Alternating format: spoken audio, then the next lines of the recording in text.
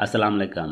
जब से लोगों ने ट्रेलर देखा उसके बाद सबका यही सवाल है कि आखिर सुल्तान अलादीन के साथ अब क्या होगा। क्या सुल्तान बन चुके हैं या फिर बनने जा रहे हैं। इस बार आज हम बात करेंगे और सुल्तान अलादीन का खात्मा कौन करेगा इस पर भी बात करेंगे। लिहाजा ये सब जानने के लिए वीडियो को आखिर तक देखिएगा और हमारे चैनल को सब्सक्राइब भी कीजिएगा। नाज़रीन, ट्रेलर में हमने देखा सुल्तान उस्मान बे के साथ कहीं जा रहे थे और ऐसा लग रहा था कि जैसे सुल्तान मसूद सुल्तान बन चुके हैं, लेकिन ये भी हो सकता है कि सुल्तान बनने जा रहे हों। वैसे तो जो ड्रेसिंग की है जिस सुल्तान की ही ड्रेसिंग है यानी सुल्तान बनने की बात की होगी, लेकिन यहाँ पे ऐसा भी हो सकता है कि उस्मान बे को यह पता चले कि सुल्तान अलादीन को तख्त से हटा दिया गया है, उसके बाद सुल्तान मसूद को लेकर जा रहे हों। ऐसा भी कुछ हो सकता है और अगर वाकई ऐसा ही है तो फिर उस्मान बे को यह पता चलेगा कि मंगोल सुल्तान अलादीन को तख्त से हटाने वाले हैं, उसके बाद उस्मान बे सुल्तान मसूद को लेकर जाएंगे, उसी का ये सीन होगा। या फिर ऐसा भी हो सकता है कि उस्मान बे सुल्तान मसूद को सुल्तान बनाने के लिए कोशिश करेंगे।